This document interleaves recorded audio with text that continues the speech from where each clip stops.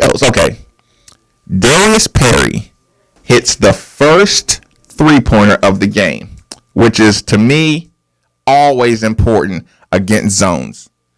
Ryan McMahon got an A plus in my not an A plus. I think he got an A minus in my last grading because when he came in, he was going back away from the 3-point line. The guy was in pretty good defensive position, and as soon as Ryan McMahon decided this guy can't block the shot, he lets it go. It goes in. From that point, you've established the vicinity for which your defense will have to play. You've bought yourself 6 feet of room roughly when Ryan McMahon hits that open shot. When Darius Perry walks a guy back and hits that first 3-pointer against a 1-3-1 zone. Now you have to play high. Now you can't keep Steven Enoch from getting touches. Here's the thing. I said I opened up with some disappointment. Steven Enoch was not energetic. Jordan Nwora was not energetic. Do you remember Ryan McMahon, the ball coming to him, right to his hands? It goes right through his hands, right out of bounds early in the game. He did it twice. Now, Ryan McMahon, he has his limitations. Catching the basketball is not a limitation of Ryan McMahon. When you see the way the big men just did not get off their feet, you knew what was going on so early in the game, right? That's the game, though, that you don't recover from. That's the game that Coach Mack ends up in the locker room, angry, cursing, all the credit to them. We're rolling our eyes because we want to hear answers from this side of the coaching staff. He can't say the guys weren't ready to play because the obvious follow-up question is, why weren't they ready to play? He can't say those guys just played that well tonight because we look at the rosters of Georgia Tech and believe they're inferior. Right or wrong, that's just how the public feels. So this is the game where you make no apologies. You get into the locker room. You say, we don't even have to look at the film, but you guys have proved to me that you're not mature enough to handle big wins, downtime, rest, those kind of things. That's what happens normally in this Georgia Tech game. And here's the thing. I've said it during the show earlier. I've said it in the last couple of games, and I'm not afraid of the eye rolling when you say it, especially with a team like Georgia Tech, especially with the remaining teams. When you go down these rosters and you start looking at the ages and you see juniors and you seniors and you look at the minutes played, you're facing basketball adults at this point in most games. There's not a lot of young minutes-wise teams out there, right? So when you think about that, you have to admit this team is out of the tournament. This Georgia Tech team is literally out of the NCAA tournament. They have 2 opportunities to face scouts or to play in front of scouts. They might have 2 chances where now they're looking at Steven. Now they're looking at Jordan. Now this young guy, David Johnson's coming along. We know there are going to be scouts in that building. People, you see the front row. Do you realize these guys are out here on the court 40 minutes before tip-off? And they're walking around and they see the seats. They see the premium seats. And they see the OGs in the premium seats and say, I never seen him before, but he looks like he owns the place. And everybody's walking by, tapping him on the shoulder, and he's waving, and that guy is a scout. And he has your NBA future written all over it. And if you're a Georgia Tech with no chances of tournament, I think they're actually out of the conference tournament as well. But with those situations, get ready for a storm. And you know what kind of storm I mean, because it is absolutely coming. I tell you what, 8150939 is hopping already. So let me clear them out. Lawrence, thanks for joining us on the official pregame show. Fire away, my man. What's up, Marcus? You know the Stars going to be out to see Louisville play against Georgia Tech tonight. The NFL Stars, the NBA Stars, because right now Louisville's the hot team to see tonight. But I just want to see the Louisville front court and Dwayne Sutton dominate against Georgia Tech. Because to me, tonight, they got to prove something that those big men from Georgia Tech did not outplay Louisville the last game. They're going to go out there and prove that they are better than the Georgia Tech guys. Yeah. No, listen, I appreciate the call. I think you're right for the wrong reason, though. I think you're right because the guard play put us so much on our heels.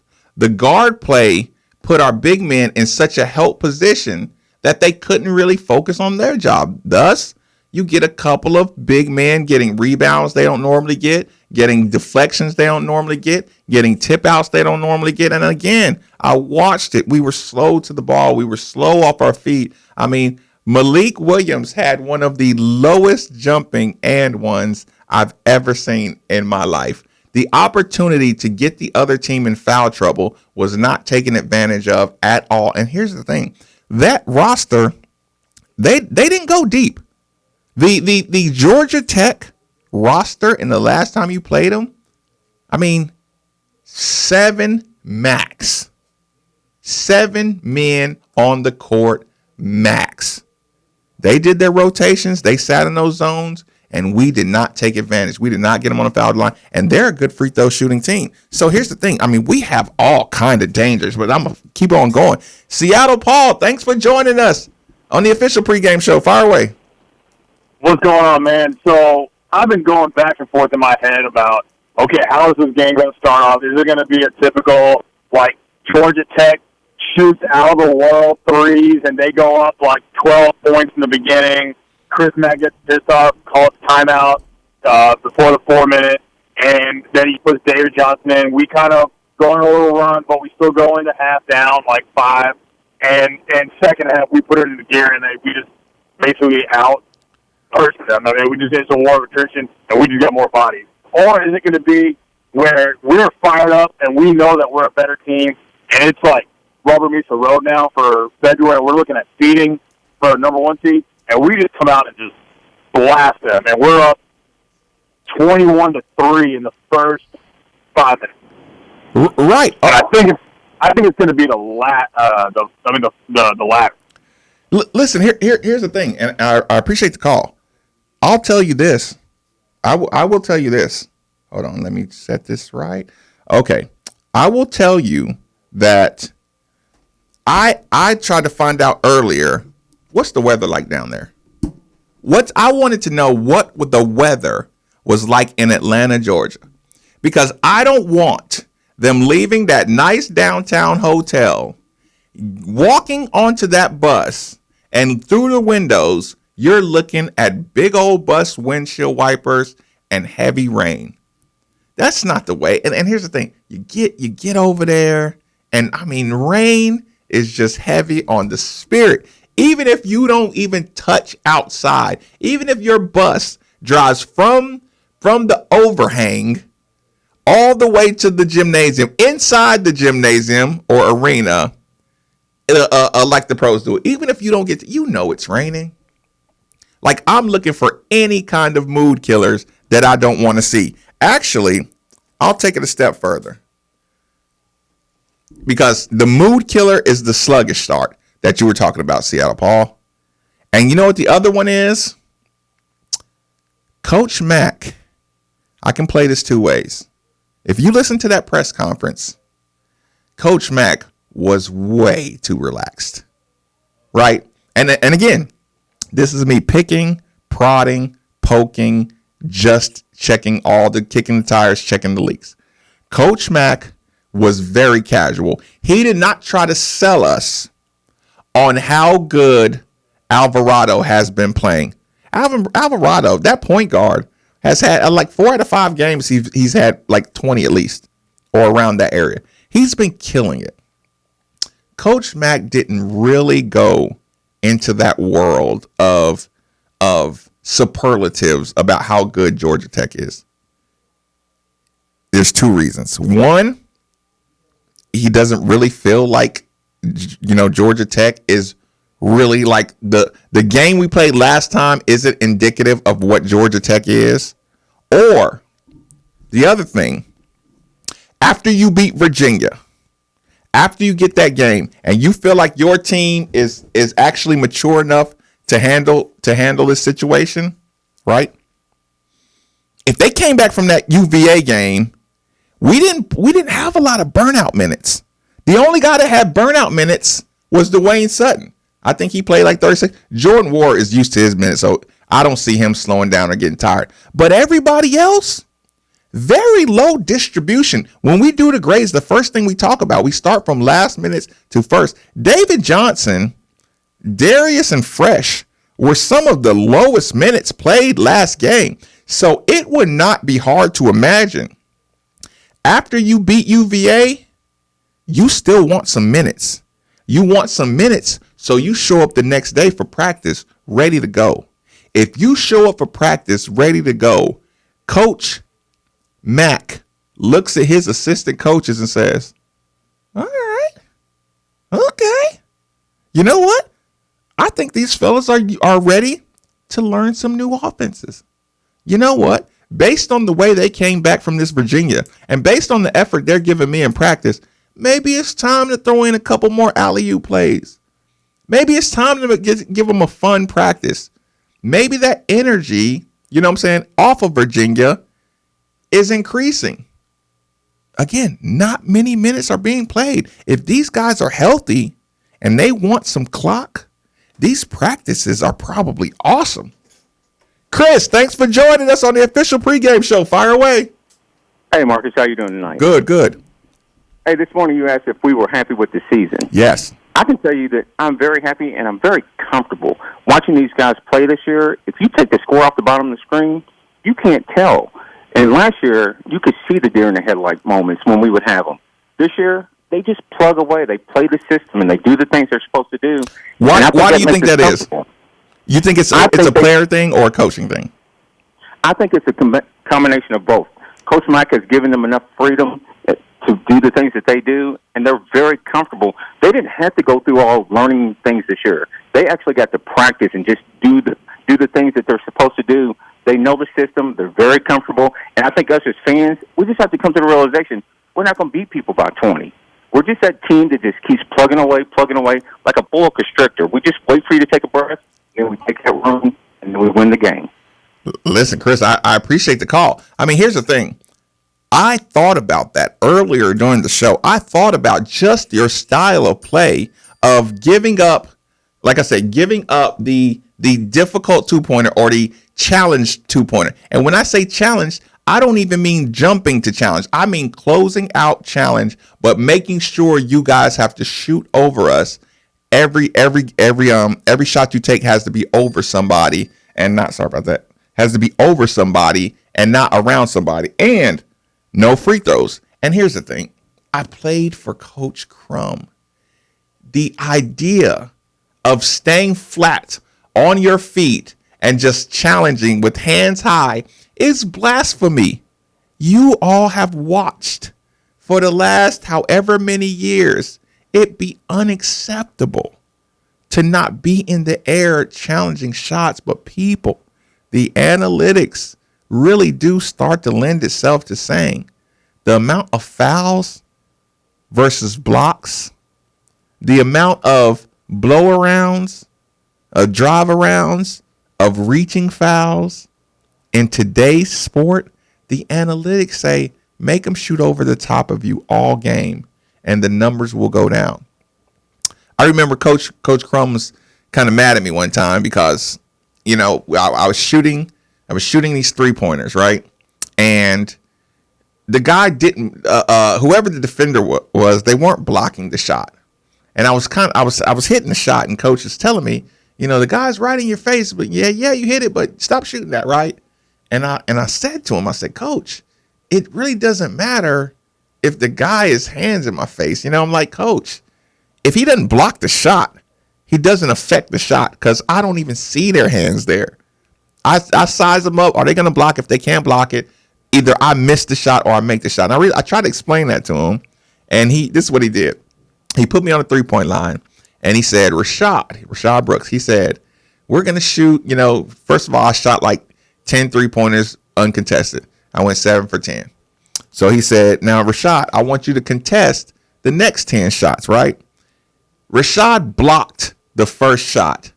And I got so mad on that first shot because I was like, dude, you're not supposed to block the shot, because we're just doing a drill. We're just doing a set shot. You're just supposed to have your hand up in the air, challenge the shot, but don't block it. He blocked my shot back in the stand somewhere. And then I went 7 or 10.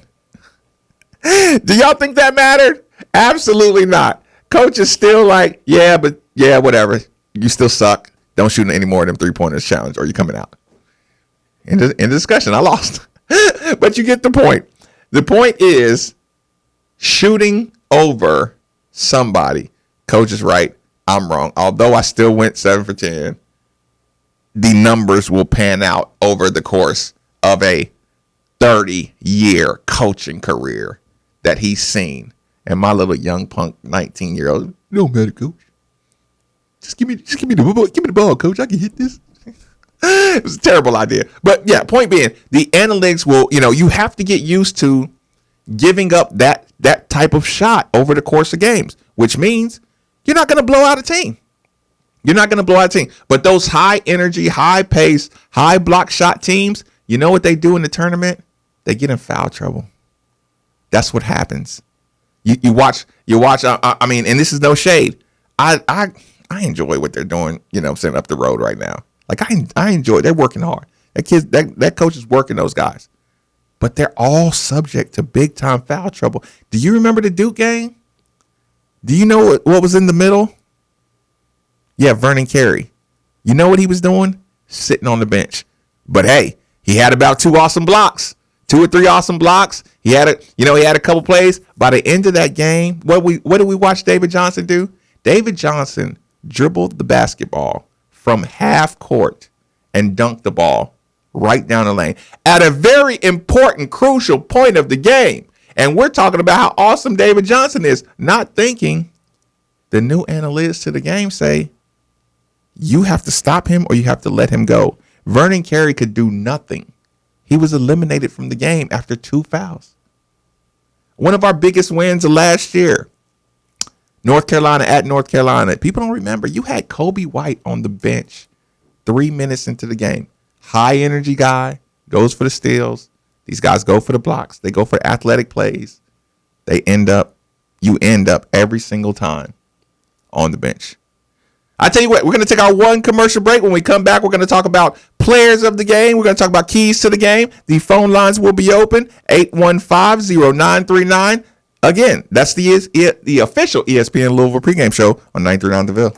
I'm former Louisville basketball player Luke Hancock. When the NCAA tried to take away the Most Outstanding Player Award from the 2013 tournament, I got it back thanks to Morgan & Morgan. Morgan & Morgan is the personal injury firm that fights for the people, and their team treats clients like family. Morgan & Morgan changed my life, and if you've been injured in a car crash, at work, or in a slip and fall, they may be able to change yours. For a free consultation, dial pound law on your cell phone.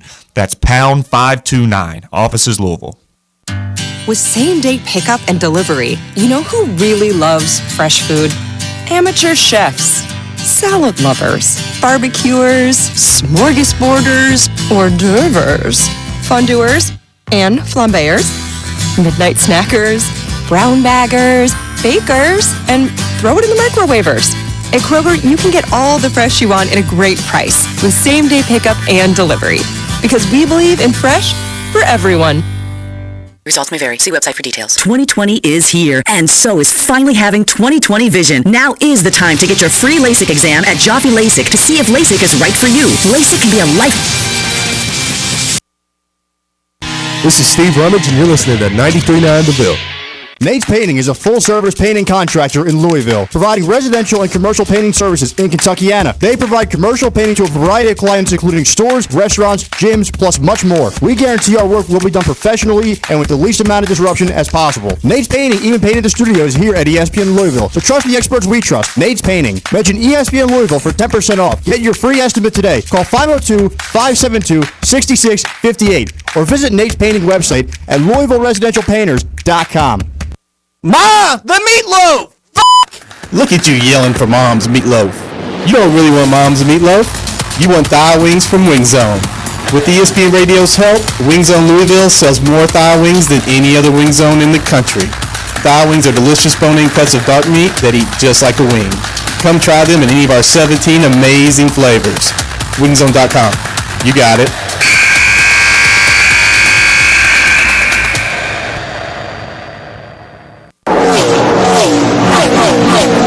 With the Daytona 500 revving up the return of NASCAR, that means one thing. Trading Paint is back, providing you the best racing coverage in Kentuckiana. Pat Jagger's here, and I invite you to join me every Sunday at 9 a.m. as we break down all the latest in the world of racing. There's a lot to look forward to in 2020 as we talk with some of the biggest guests and break down everything at the track. We'll start this week's show debuting 2 new segments as well as catching up with NBC's Dave Burns. Once again, it's Trading Paint every Sunday 9 to 10 a.m. on 93.9 The Ville and the ESPN Louisville app. Genesis Diamonds makes Valentine's more romantic than ever this year with a spectacular offer. Just spend as little as $199 on a fabulous piece of jewelry, and we'll give you fresh cut flowers, a box of chocolate, and a fabulous dinner absolutely free. This is an offer only Genesis Diamonds can make. Just buy any jewelry for $199 or more, and we'll give you some fresh cut flowers from Nan's and Craft Florists, a box of chocolates, and a gift card for her dinner at Louisville's exquisite French restaurant Brasserie Provence on Hurstbourne Parkway. Voted best dinner spot, and you're going to love the collection of affordable Valentine's gifts we put together. Rings, earrings, pendants, bracelets, bands, all the gifts women love. Make Valentine's one to remember this year with one-stop shopping. Pick out that perfect gift at Genesis Diamonds. Spend as little as $199, and we'll give you the flowers, the chocolates, and the Brasserie Provence gift card at no charge. Our treat. Genesis Diamonds, where Louisville gets engaged. Shelbyville Road Plaza next to Trader Joe's. Supplies limited. See store for details. Something on your mind? Hit us up on the UPS Jobs text line, 3831-939. This is Mike Brown, Principal Broker and CEO for 30 seconds. We are a locally owned company that connects people together, sellers and buyers, owners and tenants. That's our job. We do it. I think the remote's in there. Thousands of homes for sale in the Louisville and surrounding area at www.onthemoverealtors.com or call us at 509-7653. 612. On the Move Realtors today for a hassle-free 612. analysis of your home. We have realtors standing by to assist you with real estate needs.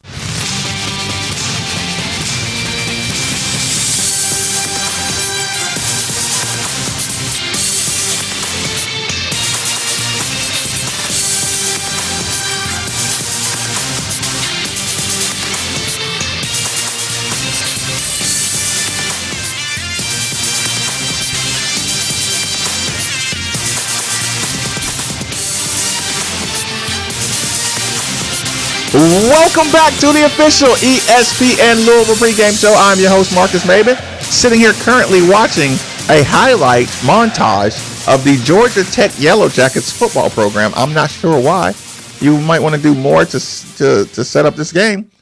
Here's the thing. I forget whose show I heard it on the other day, but I got to say this.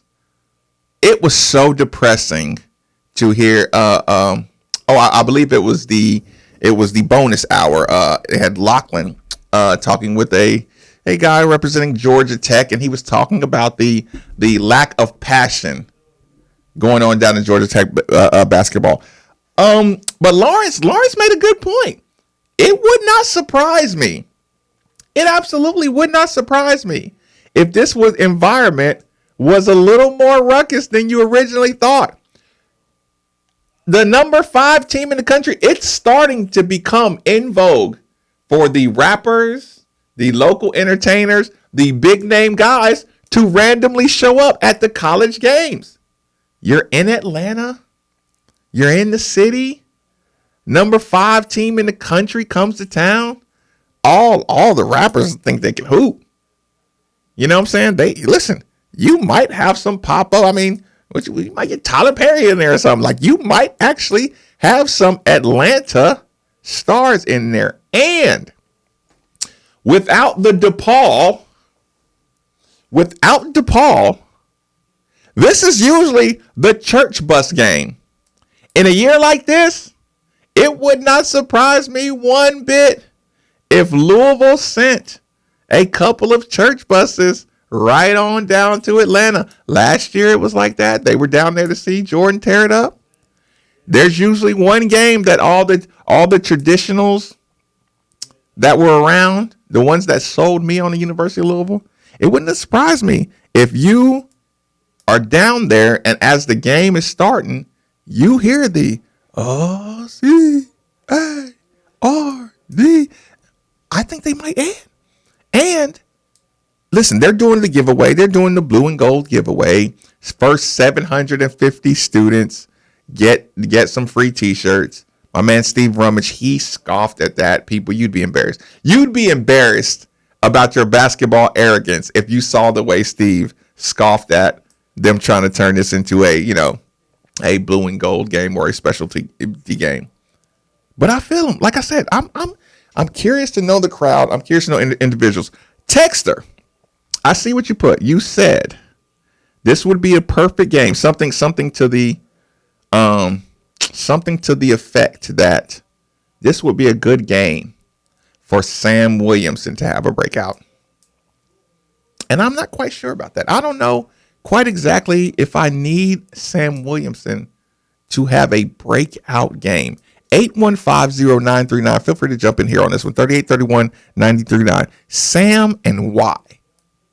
I disagree at first notice. Now, if you want to have a blowout game, Ryan's your key blowout guy. In my opinion, Ryan's he'll stretch a lead really, really quick. He'll put a team in panic mode really, really quick. He's just that guy that gets under your skin when he hits his three-pointers. That's a guy who could turn this into a blowout game. They're going to keep the ball out of the paint. So it's not going to be Steven Enoch staring over his shoulder and the dribble moves. That won't be Steven Enoch. Malik Williams will not be making post moves all night to get buckets because they fear our inside getting loose. They don't want to foul. They want to keep you off the line. Thus, they're going to have the most packed in defense to force outside shots. Hope they get some misses. Hope they get some easy runouts. Hope they get some things like that. They're just not going to let you, eat with the big man in the paint. With that being said, if we don't outwork them on the offensive boards, I'm going to be worried. I don't think this is a game where you can just rely on shooting. I just think you go down to Georgia Tech and they know, like we both know, the only chance they have to stay into it is if you get cold from the three-point line. And like I said, just the energy of Georgia Tech is like they feel like they got what they wanted every time you shoot a three-pointer. And they'll be able to feel that. Like even when you hit, they feel like they got off easy. And they know Louisville has a tendency to start passing that ball around the outside, fall in love with the three-pointer, and not attack the offensive glass. The offensive glass is going to be key. And let me say this. I don't want it out of my big man. I'm sorry. I don't want it out of my wings. Like for one game, I would like to see Steven and Malik outwork their man for position, get the ball underneath the basket on a rebound, and take it up strong for a finish. Like, it's long overdue. I'm sorry, but that's a play that if you don't have out of your big man, if you don't have your big man outworking another group of big men for offensive rebounds, you're in trouble.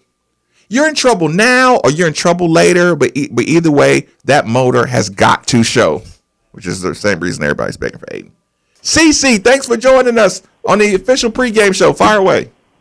Hey, I've got a feeling tonight Darius is going home. I think tonight's his night, fellas. You know what?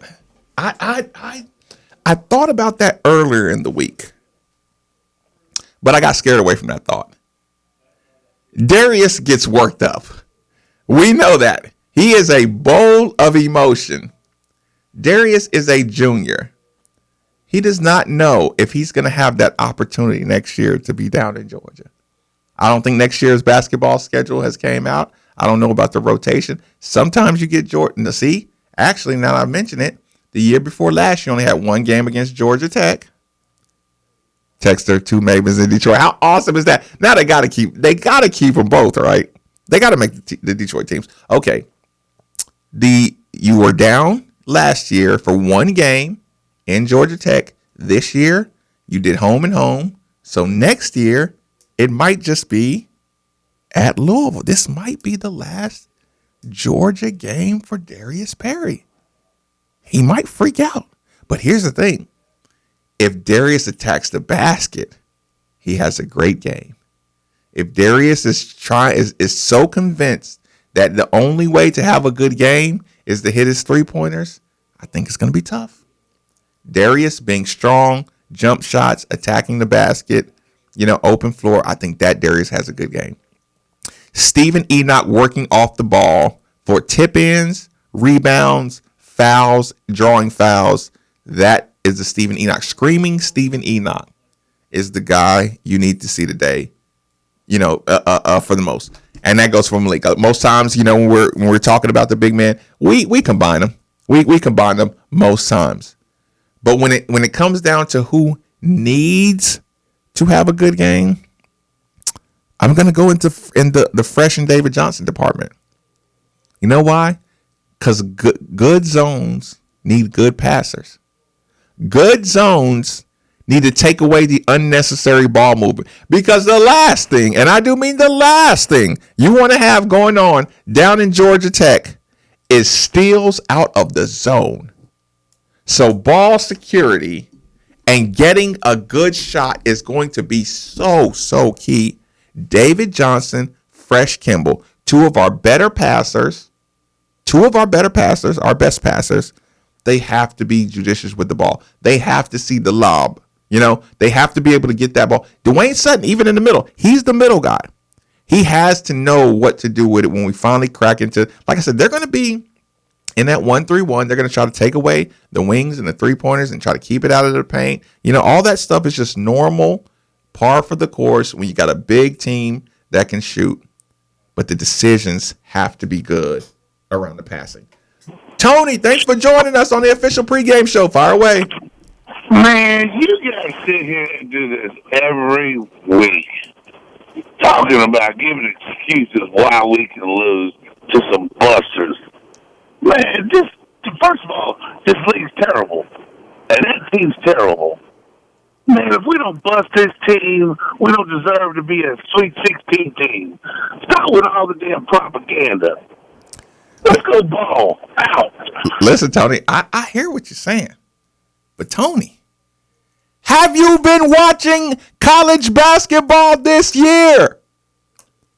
League terrible, not league terrible. Everybody's beating everybody this year. It's going on. These teams, like I said, go look at Georgia Tech. They've lost a lot of games, but they've won. They've beaten some teams too. This is what the current climate of NCAA basketball is. Propaganda for what? You think I want to sell that Louisville doesn't have a chance of losing? You beat this team by 4. If that. Like, we're watching these teams. Florida State they're barely beating these teams. Florida State has probably been the most consistent team in the conference for most of the games. They are eking by in these games.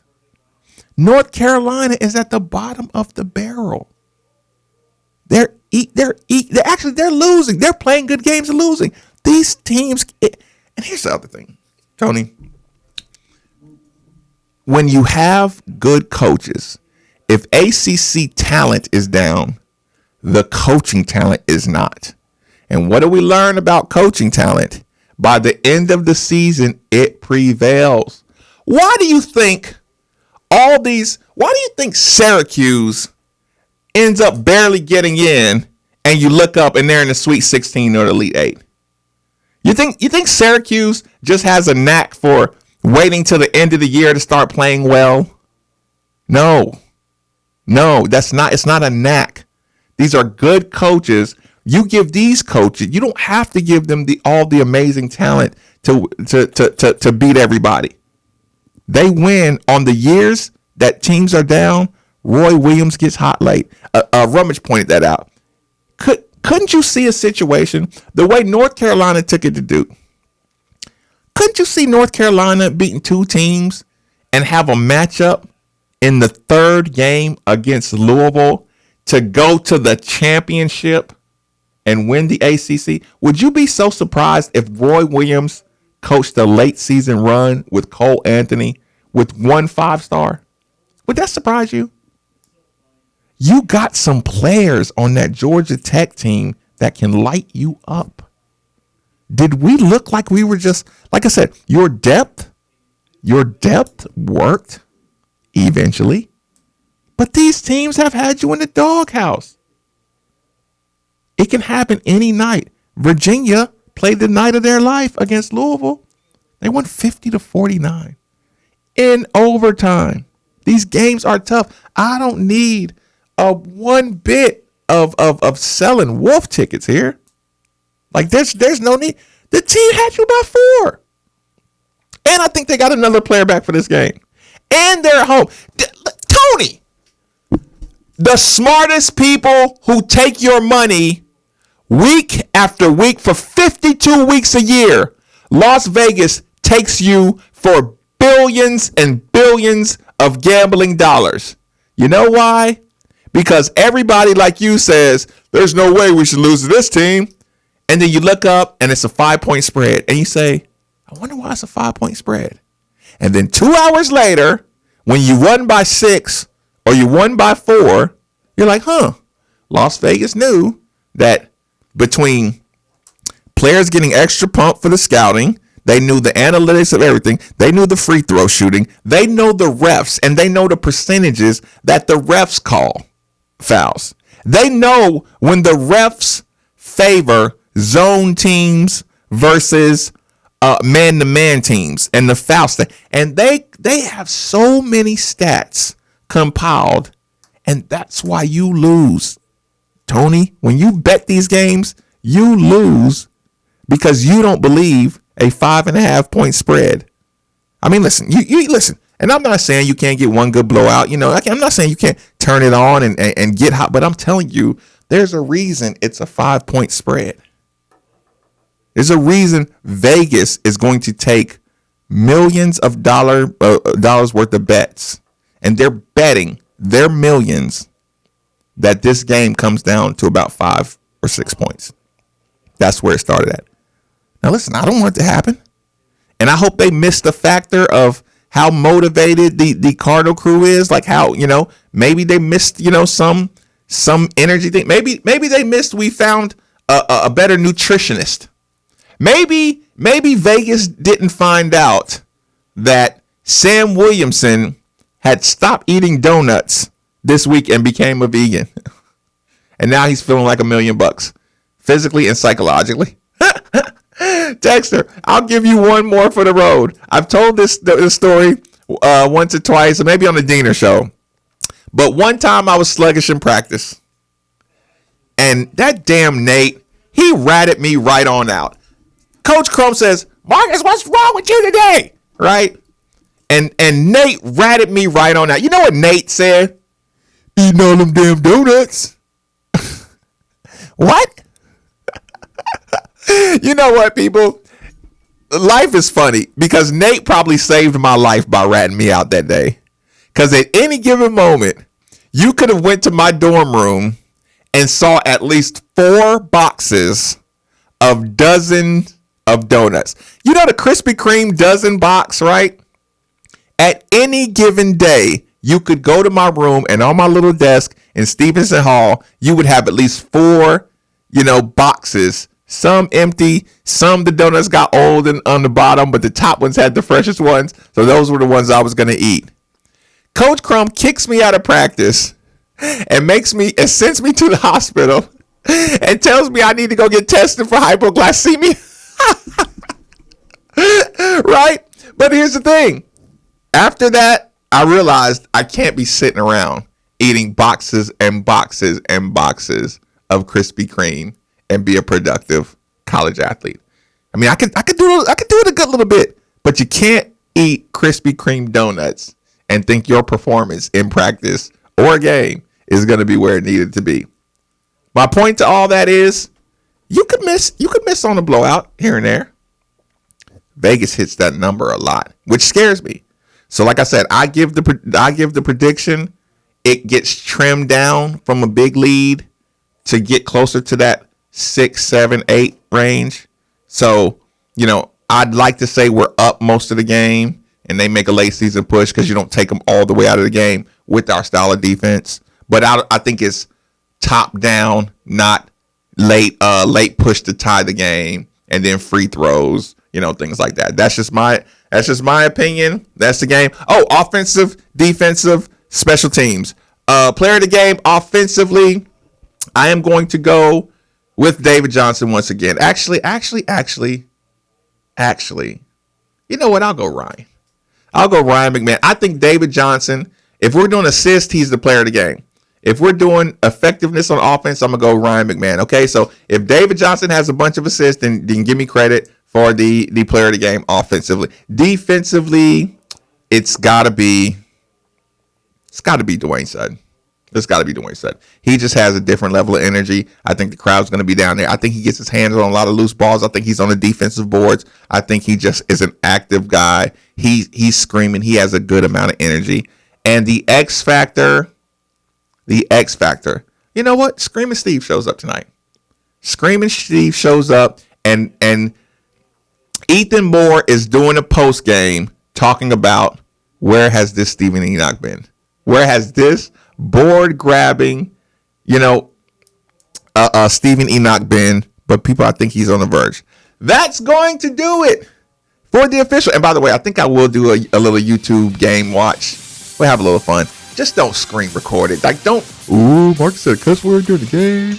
I'm going to turn it in to ESPN Louisville. I'm going to send it to him. He going to get in trouble because he cursed sometime during the game. Don't screen record my game watch. Help me help you. That'll do it from the official ESPN Louisville pregame show on 939 The Ville.